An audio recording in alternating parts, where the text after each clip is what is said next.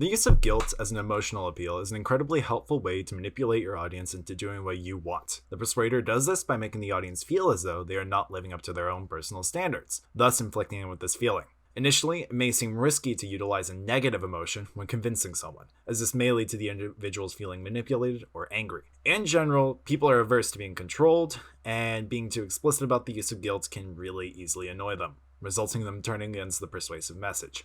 However, when done in moderation, a guilt appeal can both grab the audience's attention and elicit an emotion out of them. There is a reason that 5% of magazine ads attempt to use guilt to convince the readers, and it's not because it's not effective when done right.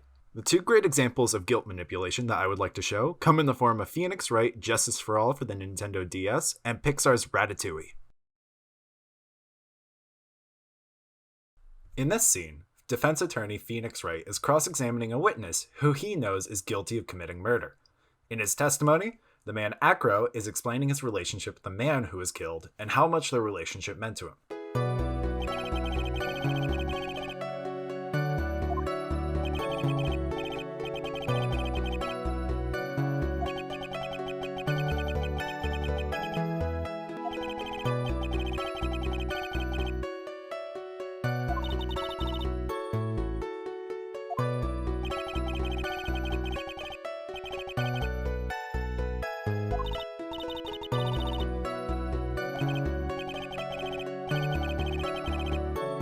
We see here that Acro is appealing to the emotions of the audience while making the player feel guilt for trying to convict him.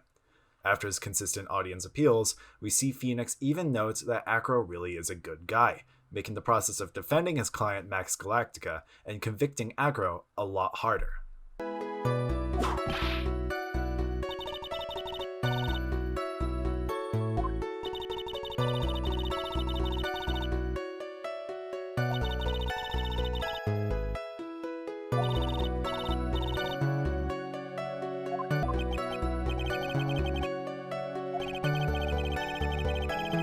In this scene in Ratatouille, we see two different uses of guilt. While the second is likely not intentional, it is still the great use of this persuasive tool. The first comes when Remy appeals to Linguini's nature and convinces him not to toss him into the river.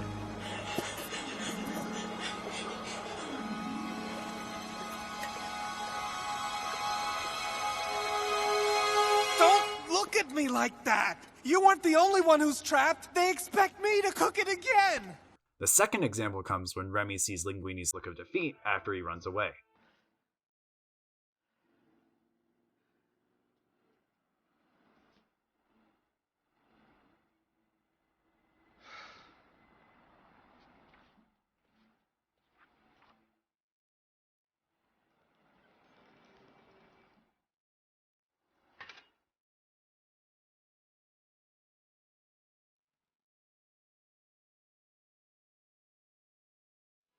Both of these situations use expression and body language as guilt factors, rather than Acro's use of stories and implied tone.